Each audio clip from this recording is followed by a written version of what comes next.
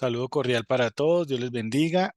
Hoy vamos a continuar con nuestro estudio de la serie Cristianos Preparados para Vivir y hoy vamos a hablar sobre la ignorancia, cristianos preparados para vivir la ignorancia y el conocimiento o la sabiduría. Hoy vamos a comenzar hablando de la ignorancia. Entonces, permítame, comparto pantalla y empezamos este tema.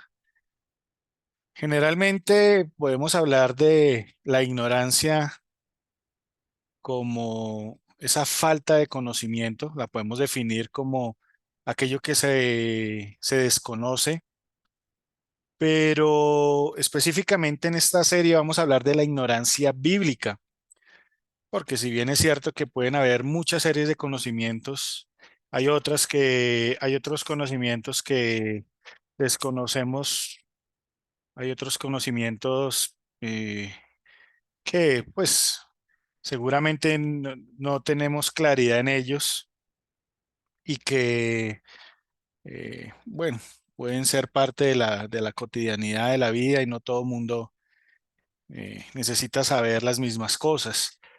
Pero hablando de la vida cristiana, del cristianismo como tal, es indudable que si algo debemos evitar es esta ignorancia bíblica, la ignorancia o el desconocimiento de la palabra del Señor. Pero es algo que se está presentando en este contexto, en en este mundo contemporáneo, en esta época, en esta actualidad, y se da por muchas cosas. Empecemos por decir que en la palabra, generalmente la ignorancia, en las pocas veces que aparece la palabra de forma textual, siempre se relaciona la ignorancia con la necedad. Y ya sabemos que es una persona necia o con qué se relaciona una persona necia, generalmente se habla de un individuo que ignora y que no tiene conocimiento de aquello que debería o podría saber.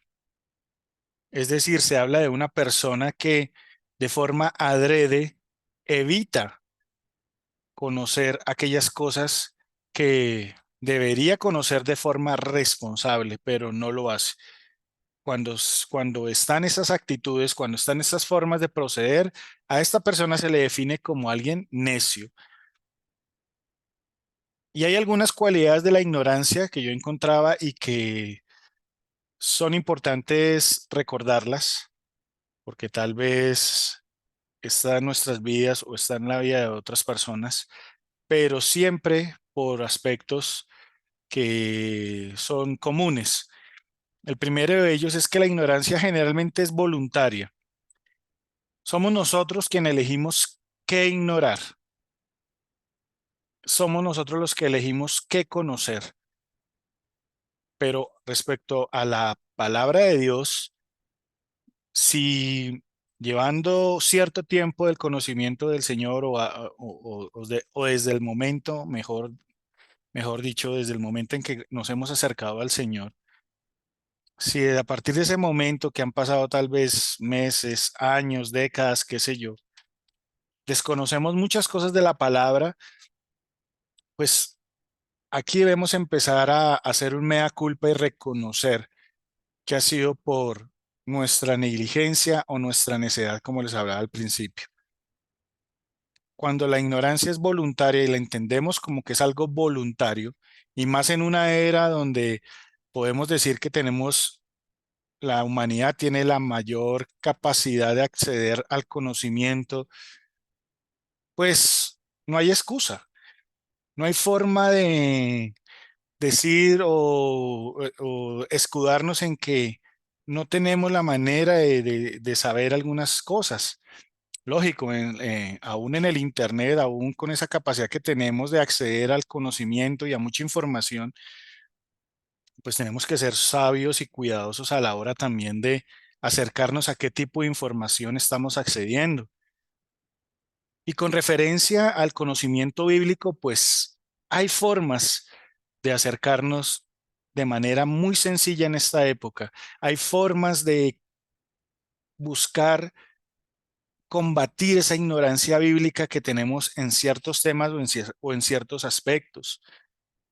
Yo les he comentado muchas veces, si alguno de ustedes desea conocer más respecto a un tema, con gusto me pueden escribir, yo les puedo dar indicaciones saludables de predicaciones, de libros que le pueden llevar a aclarar muchos aspectos respecto a un tema específico de la Biblia.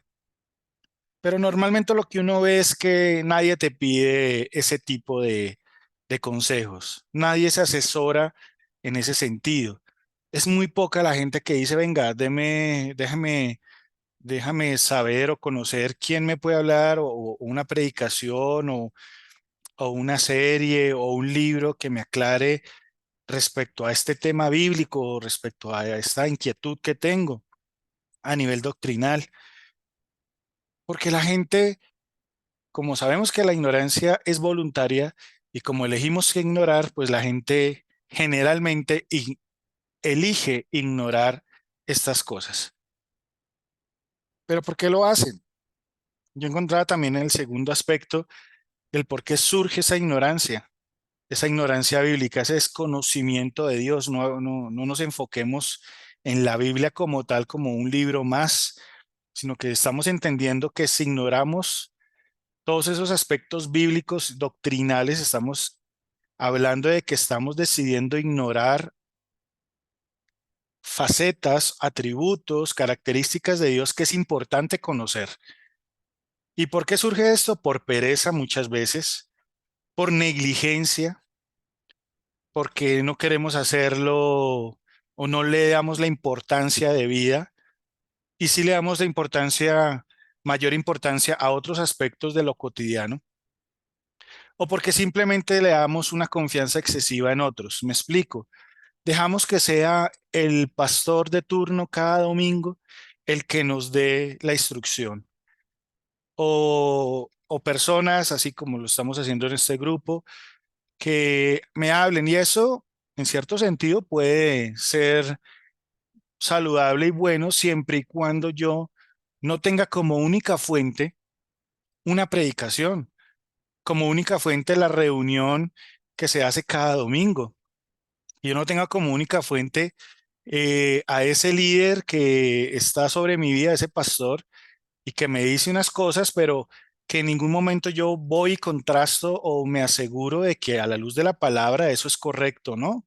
Tenemos una responsabilidad, pero generalmente las personas en este tiempo, y hablo de la iglesia del Señor, prefiere ignorar estos procederes, estos aspectos.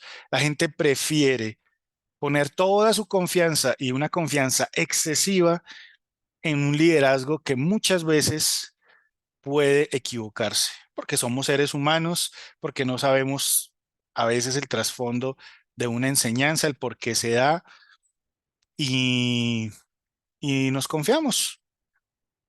Y eso lleva o conlleva más bien a que haya un estancamiento espiritual. Y ahí es donde empiezan a surgir los problemas. ¿Por qué? Porque podemos encontrarnos con gente que lleva mucho tiempo de conocer al Señor y conocer entre comillas, más bien hablemos de asistir a una congregación, de decir que es cristiano, pero realmente no está conociendo al Señor. Está estancado, está limitado en muchos conceptos, desconoce muchas facetas, muchos atributos del Señor, por ende también desconoce cuál es la voluntad de Dios para su vida. Y así es muy difícil vivir el cristianismo. Así es muy difícil cuando no se tiene una relación con el Señor. Y yo les puedo decir con total certeza y con total convicción, si tú quieres tener una relación sana y saludable con el Señor, debes conocerlo más. Y eso implica que te acerques más a la palabra, que tengas más contacto con la palabra, que te preocupes y te esfuerces por conocer muchos temas a nivel doctrinal que son importantes conocer, no simplemente por conocimiento, porque es que nos han vendido, incluso en muchas denominaciones cristianas, nos han vendido la idea de que porque la palabra dice en un texto y obviamente descontextualizado que la letra mata, Entonces, no es necesario el conocimiento, que basta con amar a Dios, pero es que amar también implica conocer. Cuando hay una relación de pareja, hombre, mujer, se casan, ¿qué es lo que va mejorando esa relación, lo que va consolidando ese amor? El conocimiento del uno al otro.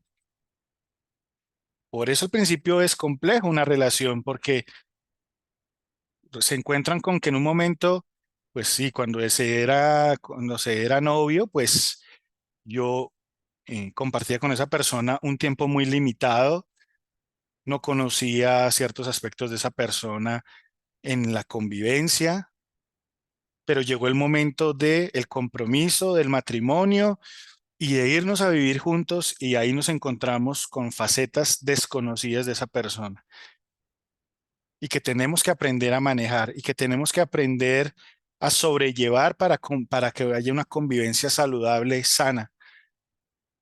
Es lo mismo con el Señor. Si queremos amarlo y pretendemos amarlo aún más, necesitamos conocerlo más y eso implica salir de la ignorancia. ¿Y dónde vamos a ir a conocer al Señor más? A través de su palabra, de ese canon establecido y ese manual de vida que es la Biblia. Es allí donde debemos consolidar nuestras convicciones. Es allí donde empezamos a generar también esas seguridades necesarias para que nuestro cristianismo sea saludable y que no nos llenemos de doctrinas que tal vez sean peligrosas o como la misma palabra dice, el mismo Señor Jesús nos lo advirtió, que llegará el momento en que llegarán hombres, se levantarán hombres de entre ustedes, dice la palabra, es decir, dentro de las congregaciones, con herejías destructoras, doctrinas de demonios, y lo harán encubiertamente. Ahora la pregunta es, ¿conoces tú la palabra de tal manera que sabes diferenciar una doctrina sana de una doctrina incorrecta? ¿O estás estancado espiritualmente y es allí donde se van a generar esos peligros doctrinales? Es allí donde empiezas a fluctuar, porque no es que a mí me enseñaron esto, pero la palabra dice esto. Entonces la pregunta, ¿a quién le vas a creer? No creamos que porque hay un movimiento doctrinal en muchas congregaciones, eso es palabra de Dios. Como les enseñaba hace algún tiempo en el estudio de los aspectos o lo que significa la liberación y todo el tema de la guerra espiritual, se ha levantado una serie de movimientos en este tiempo que no necesariamente están de acuerdo con la palabra, pero que son muy populares en muchas denominaciones, en muchas congregaciones.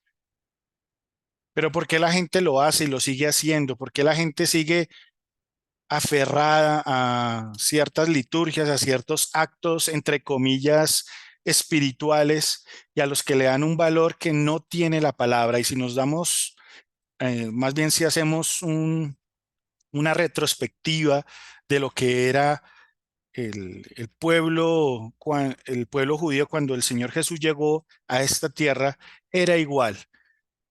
Sacerdotes, gente llena de doctrinas de hombres y habían dejado la palabra a un lado. Pero la gente del común confiaba y creía que esos líderes estaban haciendo lo correcto, que los estaban guiando de la mejor manera, que tenían una sana doctrina porque los sacerdotes procedían de esta manera o de esta otra.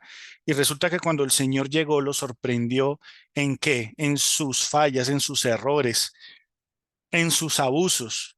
Y por eso les llamó la atención y por eso el Señor fue tan contundente en su doctrina, porque vino a darle nuevamente orden. Por eso el Señor lo sacó tan vehementemente a todos esos mercaderes del templo, porque les dijo, no, ustedes hicieron de esto una cueva de ladrones, hicieron de esto un negocio y la gente perdida. Por eso el Señor dice la palabra que cuando miraba a la gente lo hacía con compasión porque en su corazón decía el Señor son como ovejas que no tienen pastor. La pregunta era, No tenían pastores, no tenían sacerdotes, líderes, gente que estaba allí supuestamente enseñándoles, pero la gente estaba en medio de una ignorancia tal que esos pastores se volvieron fraudulentos. Así hubiesen sido los sumos sacerdotes, así hubiesen sido llamados los fariseos, así hubiesen sido llamados los escribas y gente de renombre y los más estudiados. Tenían a la gente en una suma ignorancia.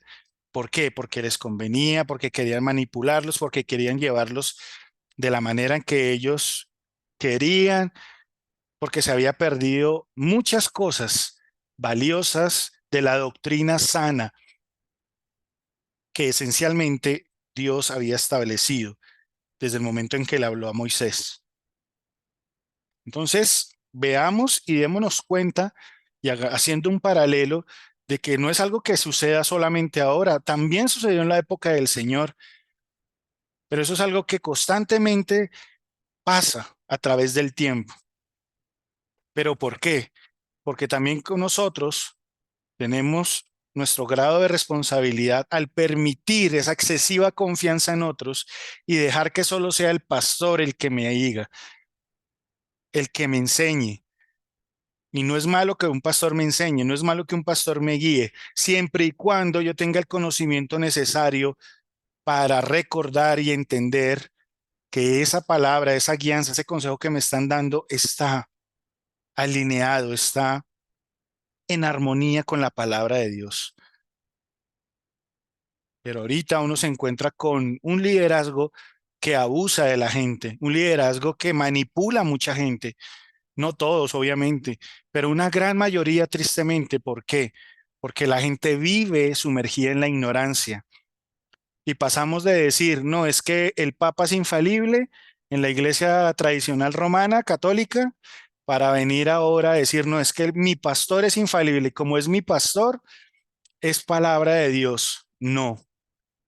Cuidado con esos pensamientos, cuidado con esas formas de ser y de proceder. El pastor, el Señor es mi pastor, pero el pastor no es mi Señor, decía alguien con mucha verdad. Son personas que merecen honra porque están en un lugar de autoridad, que merecen respeto, pero eso debe ir a la par con una enseñanza saludable, con una enseñanza que me lleve a entender que realmente me están dando palabra de Dios y no que me están manipulando para algunos cometidos personales o unos cometidos eclesiásticos particulares. No, sino que yo me aseguro de que esa enseñanza me está sacando de la ignorancia, pero también me está llevando a crecer espiritualmente. No estoy estancado. Recapacitemos en qué es lo que hemos aprendido. Llevamos un par de meses de este año. ¿Qué has aprendido en este tiempo? Puedes decir que tienes un mayor conocimiento que el año pasado. ¿Conoces un poco más al que dices es tu Señor? ¿Tienes más intimidad con Él o todo se lo dejas al pastor? A las oraciones muchas veces que pretendes que sean mágicas. No, póngame la mano aquí, pastor, y para que se me vaya este sentimiento de tristeza, este sentimiento de no sé qué, este sentimiento, esta frustración, etcétera. Y reitero, no es que un pastor no lo pueda hacer, seguramente lo puede hacer, pero que no seamos sorprendidos cada año y año tras año, siendo los mismos niños espirituales sumergidos en esa ignorancia y con los mismos problemas y no salimos de ahí. ¿Por qué? Porque hemos elegido ignorar aquello en lo que el Señor nos dice, necesito que conozcas de mí. Y por eso veamos algunas reprensiones divinas. Y voy a hablar de dos textos en particular. Seguramente hay más y leí algunos más, pero el tiempo no nos da. Pero estos son lo suficientemente claros para que entendamos algunas cosas. Oseas 4:6 dice, mi pueblo ha sido destruido porque le faltó conocimiento. ¿Qué es la falta de conocimiento? Es ignorancia. Puesto que tú desechaste el conocimiento, yo te desecharé del sacerdocio.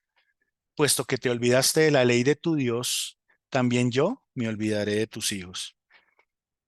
El libro de Oseas es un libro que si uno lo lee, y los invito a que en esta semana, si lo pueden hacer, lo hagan, es un libro donde el Señor reconviene al pueblo y hace que Oseas incluso tenga unos actos como el conseguir una prostituta, tenerla por esposa. ¿Pero por qué lo hace el Señor? Porque quería hacer un paralelo entre esa mujer prostituta que representaba en ese momento al pueblo del Señor. Y en el capítulo 3 incluso le dice a Oseas, mira, esa mujer con la que estás, con la que yo te dije que te unieras, te está siendo infiel.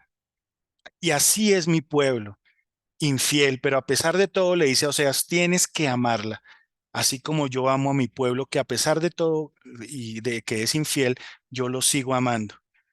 Pero en Oseas 4 viene una reconvicción, un llamado de atención de parte del Señor y empieza a hablarles de cómo esta gente se ha vuelto amante del pecado, cómo ha permitido la dureza del corazón, cómo se han vuelto necios, cómo han amado esa ignorancia, cómo han rechazado el conocimiento.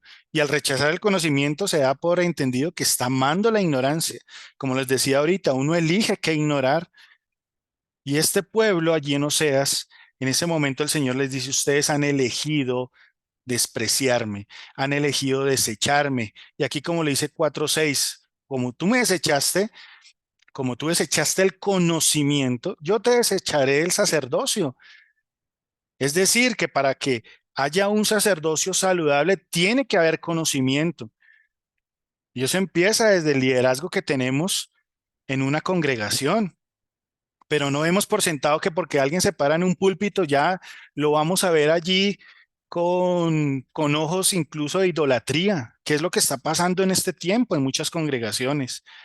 No, mira con respeto, pero presta atención a lo que te está enseñando.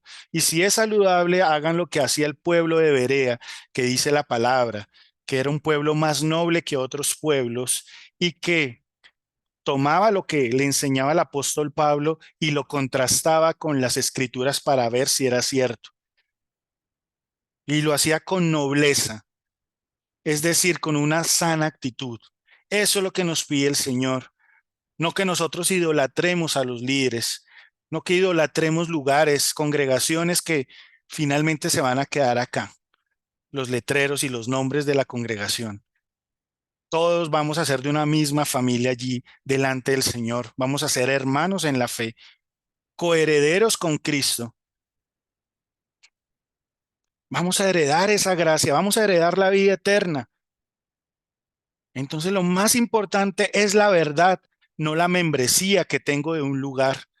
No mirar con recelo o con altivez al que no pertenece a mi congregación. Yo debo mirar con recelo y con cierta cuidado las doctrinas de mis hermanos, pero no para estar atacando por atacar, sino buscar corregir, para buscar que estemos unidos en la verdad. Y aquí el Señor les dice, ustedes me desecharon, entonces sacerdotes, ustedes desecharon el conocimiento, ya no van a ser sacerdotes más. Yo no quiero que estén más en mi casa, dice una parte ahí en la palabra en Oseas 4. Puesto que te olvidaste de la ley de tu Dios, también yo me olvidaré de tus hijos. Ah, ¿quieres bendición para tu descendencia? Pero te olvidas de mí. Y eso es lo que pasa muchas veces, que nos olvidamos del Señor a través de la semana. Vamos a una congregación el domingo y el resto de la semana nos olvidamos de Él, de su ley. No meditamos en su palabra, no reflexionamos en ella, no nos estamos esforzando por ser mejores, por ser oidores y hacedores. Y nos hemos vuelto solo oidores. Y vamos y cumplimos allá y seguimos siendo religiosos. Esa es una reprensión de parte del Señor a la que tenemos que prestar especial atención, porque esta era la condición del pueblo en ese tiempo en Oseas y es la condición de muchos de nosotros en este tiempo. Reflexionemos si somos unos de ellos. Reflexionemos si nos estamos conformando con poco. ¿Qué estamos haciendo para acrecentar nuestro conocimiento? ¿A qué le damos más valor? ¿Cuántos libros has leído en este mes, en este año, que te lleven a conocer más de los atributos de Dios, más de que te hablen sobre la santidad, que te hablen sobre doctrinas esenciales, sobre la Trinidad, sobre todo aquello que es imperativo que todo cristiano viva? Ahí estás demostrando si realmente amas a Dios. No porque no demuestras que lo amas porque grites más en la congregación, en la reunión, no porque seas la que levanta más las manos, la que más grite o el que más ayunos haga. Dios no quiere misericordia quiero y no sacrificios. Misericordia, que ustedes hagan de mi palabra su forma de ser y de vivir, frutos dignos de arrepentimiento. No nos enfoquemos en la liturgia ni en los sacrificios, enfoquémonos en el comportamiento que estamos teniendo delante del Señor.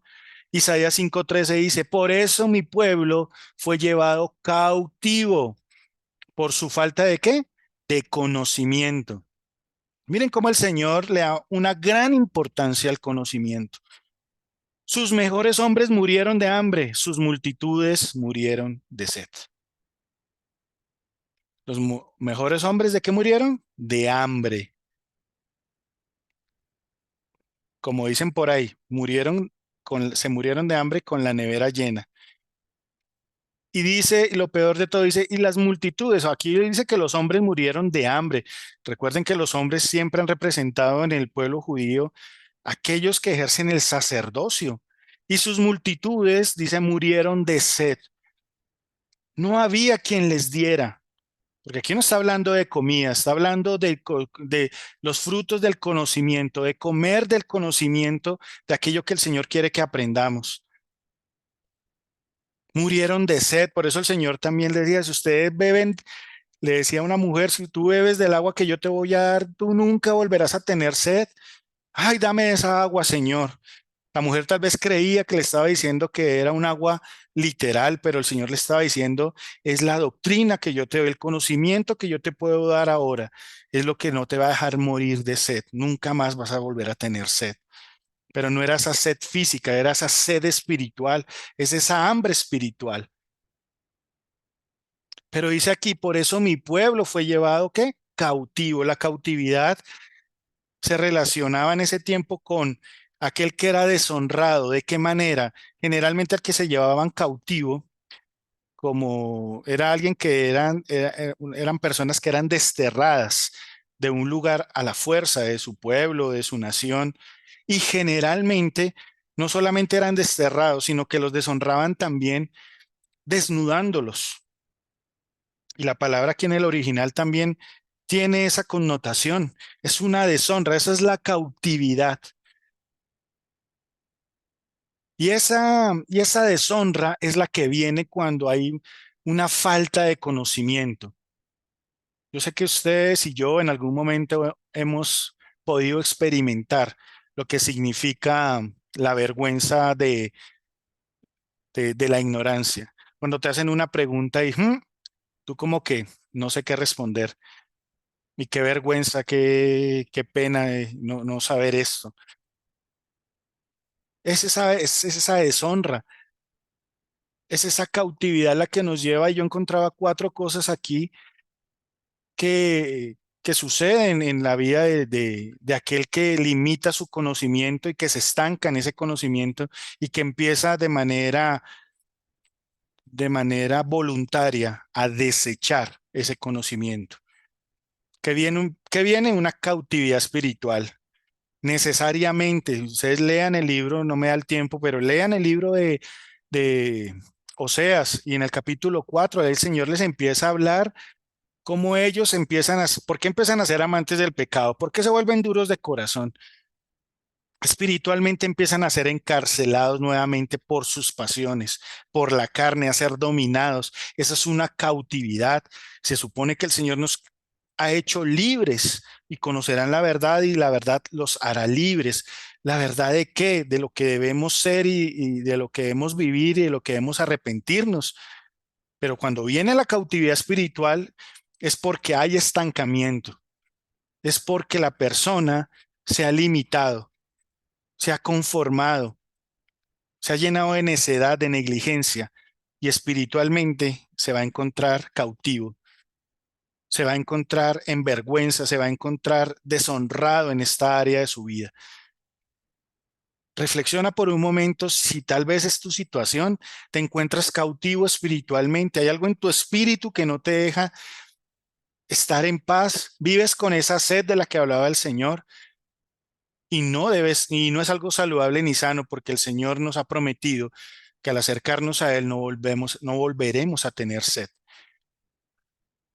Pero si la tienes, si no hay paz en tu espíritu, si no está la paz que sobrepasa todo ese entendimiento, hay algo mal.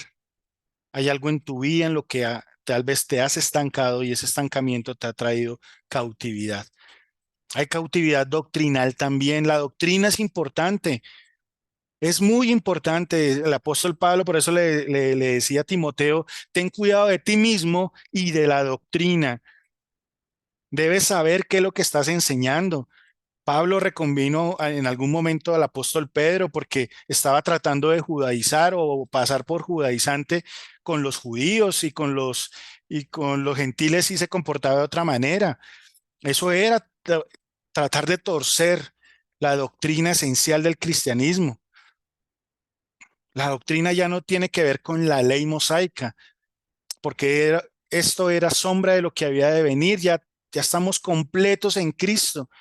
Pero si tú no conoces doctrina, si tú no sabes cuáles son las doctrinas esenciales, las doctrinas que se han hecho en las reformas para proteger y salvaguardar esas doctrinas, valga la redundancia, esenciales del cristianismo a través de la época, por eso vinieron las cinco solas. No sé si has escuchado hablar de ellas. Y no es algo de nuevo, es algo que han hablado los padres del cristianismo. Sola escritura, sola gracia, solo Cristo, sola fe. ¿Las conoces o las desconoces? ¿O solo te quedas con lo que te dan cada domingo? Y eso es importante conocerlo, porque puede venir un testigo de Jehová, un mormón, puede venir ahorita con tantas doctrinas que se mueven ahorita en tantas sectas y como se dice por ahí coloquialmente, te vuelven un ocho. Por eso dice la palabra que la persona inconstante es como las olas del mar. Van de aquí para allá, movidos por todo viento de doctrinas. Viene cautividad mental también. Aquí en el capítulo 4 de Oseas también dice el Señor en una parte que por eso van a llorar y se van a desanimar. ¿Y eso qué tiene que ver con la salud mental? Y en este siglo, si algo se ha deteriorado y algo ha crecido, son las enfermedades relacionadas con los aspectos mentales. Por eso hay ataques de pánico, pues, de frustración, por eso hay desánimo, por eso hay tantas y tantas personas enfermas mentalmente, llenas de estrés, y los psicólogos llenos de trabajo, porque la gente está lejos del Señor y vive en una ignorancia que lo lleva también a que el Señor les permita que vengan esas enfermedades mentales. Y viene una cautividad económica, necesariamente también si no sabes cómo proceder económicamente es porque hay ignorancia sobre el tema y la palabra también habla de cómo debes llevar y sobrellevar tu vida, ya eso ya lo habíamos hablado también en cuando hablábamos de la abundancia y de la escasez. Pero si desconoces muchos aspectos de lo que el Señor nos habla, ¿cómo vas a sobrellevar tu vida económica? ¿Cómo vas a sobrellevar esos aspectos que se relacionan con la provisión? Eso es lo que el Señor hoy lo que el Señor nos quiere llamar la atención, que lo tengamos claro, que comprendamos que ignorar es algo peligroso, que no podemos dejarnos llevar por la pereza, la negligencia. Yo sé que muchos de ustedes cuentan con el tiempo y sé que cuentan con el tiempo para instruirse más, para aprender más, porque con solo lo que ustedes invierten muchas veces en ver una red social, en lo que invierten en ver series, en qué sé yo, en la televisión, en Netflix, películas que ahora ya se volvió de moda que las películas duran 2, 3 horas. ¿Cuánto tiempo de eso puedes invertir en conocer más al Señor, en leer un buen libro? Primeramente la palabra de Dios, después leer libros, comentarios, qué sé yo, estudios que te ayuden a crecer más en la fe, que te preparen para enfrentar las muchas cosas de la vida. Actualmente estoy leyendo un libro y con esto cierro, que se refiere se llama Los mártires de la fe. Y es increíble ver cómo muchos sufrieron por llevar el nombre de Cristo, pero también la entereza con la que lo hacían. Y es muy enriquecedor, pero nosotros no podemos dejarnos llevar por la ignorancia. Ahí donde estás, cierra tus ojos, nos queda un minutico, algo, y hablemos con el Señor. Digámosle, Señor, perdóname cuando he decidido ignorarte, cuando he decidido dejar a un lado el conocimiento, desecharlo, cuando he preferido otras cosas que son vanas, vacías, triviales, que no tienen ningún tipo de valor, cuando hemos decidido perder el tiempo en redes sociales, en ver series de, qué sé yo, programas de televisión, cosas que nos distraen y que no nos permiten conocer más de ti. Hoy queremos pedirte perdón y pedirte que nos laves con tu sangre, Señor Jesús, y que nos inquietes por medio de tu Santo Espíritu para que haya convicción de justicia, de juicio y de pecado, y que podamos de verdad dar frutos dignos de arrepentimiento, y que podamos volver a ti, Señor mío, que podamos volver al conocimiento tuyo y nos preocupemos por conocerte más, porque conocerte más es una demostración de que queremos amarte más. Gracias por este tiempo y por tu palabra, Señor mío, y que esta palabra llegue a cada corazón. En el nombre de Cristo Jesús, te damos la gloria y la honra. Gracias, eterno Padre. Amén.